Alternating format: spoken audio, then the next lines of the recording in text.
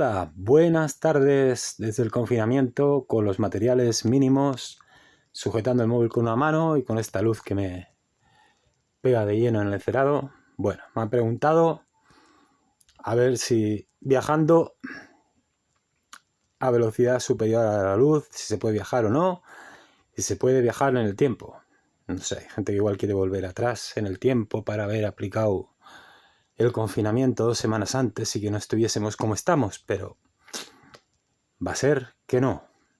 Entonces, bueno, vamos a dar una clase sobre la velocidad de la luz. Bueno, pues los científicos en el pasado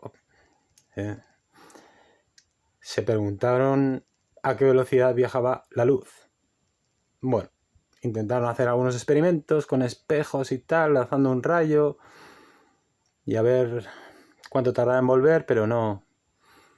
Veían que la ida y la vuelta era directa, que no había diferencia de tiempo, y entonces se discutía si la velocidad de la luz era infinita o no. Bueno, ya para el año 1600 por ahí,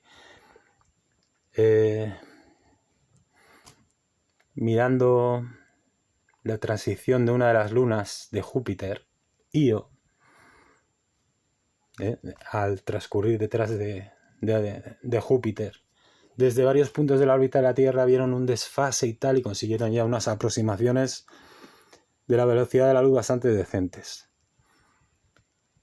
Después empezaron a hacer unos experimentos con rayos de luz, pero pues con una serie de engranajes donde pues ponían como un motor que giraba muy rápido y a cierta velocidad pues conseguían que el rayo de luz reflejase en un espejo que está bastante lejos y en vez de pasar por la misma rendija pasara por la siguiente. Y ya consiguieron hacer unos cálculos, primero con engranajes, después lo que giran eran espejos, y luego más adelante hoy con el láser, etcétera, interferometría, ya temas ya un poco más complicadetes, sacaron que la velocidad de la luz dada por la letra C es de 300.000 kilómetros por segundo o 3 por 10 a la 8 metros partido por segundo. O sea, que no es infinita, pero es muy grande. Bueno, el tema es que Einstein dice después que nada se puede mover más rápido que la luz. Claro, esto es otro tema, ¿no? Bueno, en física, que esto no es como política, que pruebas una teoría, no funciona y da igual, la vuelves a probar, hasta machacar 20 veces. Pues en física, como planteas una teoría que funciona perfectamente para todo, pero de 20.000 casos hay uno que falle y ya esa teoría te la tiran por los suelos. Entonces Einstein hizo unos experimentos, no le salió ahí de la inspiración divina y dijo que ningún objeto podía superar la velocidad de la luz y que la velocidad de la luz solo corresponde a los fotones, que son las partículas o supuestas partículas de la luz. Evidentemente, no se lo sacó de la imaginación, algo hizo, ¿no? Entonces, qué experimentos o qué cosas hizo Einstein y otros para poder decir que la velocidad de la luz no se podía superar? Bueno, pues voy a remitirme a un ejemplo sencillo, porque este tema se puede complicar eternamente. Bueno, de Einstein, pues los que hayáis estudiado, pues ya conocéis el efecto fotoeléctrico, y alguna cosa más, pues bueno, pues a los científicos en cierto momento pues le dio mucho por crear unas ampollas de vacío. Ahí ponían una chapa metálica con un cable, otra chapa metálica con otro cable, tal, y aquí pues una fuente de alimentación que dé un voltaje. Bueno, este voltaje se le llama también diferencia de potencial, pero es, pues por ejemplo, 200 voltios o 220 voltios que tenéis en casa o 30.000 voltios. lo que sea. Entonces, pues con este tipo de ampollas demostraron el efecto fotoeléctrico, anduvieron ahí con gases, comprobando, pues, no sé, múltiples fenómenos de los gases cuando son atravesados por una corriente eléctrica, fluorescencias, espectros de los elementos, etc. Pero bueno, pues uno de los experimentos, hoy en día se hace de otra manera, pues son los aceleradores de partículas, ¿no? Eso ya conocemos que tenemos en Suiza en el CERN. Bueno, pues un acelerador de partículas sencillo pues puede ser esto, ¿no? Aquí tenemos una pila que tiene su polo negativo, positivo. Aquí tenemos una placa donde se acumulan cargas positivas y aquí una donde cargas negativas. Y bueno, pues aquí tenemos vacío. ¿Qué pasa si coloco un electrón aquí? Una carga negativa. Pues el electrón se ve repelida por la placa negativa y atraída por la placa positiva. Sufre una fuerza que se llama fuerza eléctrica y sufre una aceleración, por lo cual, aunque esté aquí en reposo, lo hemos colocado ahí en reposo, si tiene libertad de salir, se acelera y llega a esta placa con una cierta velocidad. Bien, bueno, pues en física, pues ya sabéis, uno de los principios, que la energía ni se crea ni se destruye, se transforma.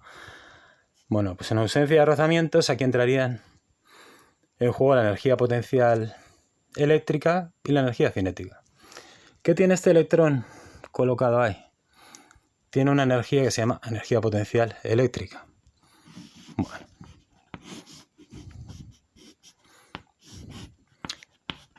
Esa energía, no va a meter ahora en lío, sería la carga del electrón por la diferencia de potencial. ¿Qué pasa cuando se acelera y llega aquí? Pierde su energía potencial eléctrica y coge mucha velocidad. Se transforma en energía cinética. Bueno, pues ¿cuál es la fórmula de energía cinética? 1/2 de mv². Bueno, aquí, si despejamos la velocidad, ya digo, esto es una cosa pues de segundo bachillerato. Bueno, pues la velocidad nos queda Q por delta de V. Bueno, este 2 pasa también ahí. La masa queda aquí abajo y aquí va una raíz cuadrada. Vale. Bueno, pues la carga del electrón es constante, la masa del electrón es constante. ¿Y qué es lo que hace variar la velocidad? La diferencia de potencial aplicada. Bueno,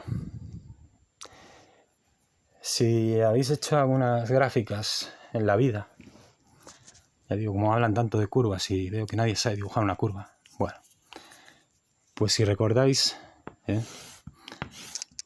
la gráfica de una función cuadrática de segundo grado es una parábola. Bueno, más o menos. Esto es igual a x cuadrado. Vale. Bueno, pues la gráfica de la raíz cuadrada, como solo tomamos el signo positivo, es como coger y girar esta gráfica y queda una cosa así. Pero siempre creciente, siempre crece. Y esta es la gráfica igual a raíz de x. Bueno, pues en teoría, aquí, en este experimento, si yo voy aumentando la diferencia de potencial, lo que va a hacer la velocidad del electrón es ir aumentando, ¿vale? Entonces hacen ese experimento y empiezan a hacer una gráfica. Como ahora todos somos expertos en gráficas, no creo que haya ningún problema. En el eje X ponemos la diferencia de potencial y aquí la velocidad. Bueno, pues según la fórmula esta, ¿no? Lo predecible era que tenía que ser, pues eso, esa especie de curva que es como una parábola invertida, pero siempre creciente. Por lo tanto, siempre podríamos conseguir una velocidad mayor. Bueno, pues ¿qué pasa? Que hicieron este experimento Y en cierto momento, cuando vamos aumentando la diferencia potencial, la curva se empieza a aplanar. ¿Veis qué conexión con la realidad de hoy? La curva se aplana y ya le metes ahí todo el voltaje que quieras, 100.000 voltios, 200.000 voltios, y no puedes superar cierta velocidad. Y adivinar qué velocidad es la que no se superaba. Pues la velocidad de la luz. 3 por 10 a la 8 metros partido por segundo. Entonces, hay experimentos con los cuales, bueno, pues se demuestran, o las teorías se basan en esos experimentos, no salen ahí de la imaginación. Entonces, pues eso. La curva matemática previsible era siempre creciente, pero aquí de repente pues se aplana y nada, pues tiende asintóticamente a la velocidad de la luz, pero realmente un electrón nunca podría alcanzar la velocidad de la luz.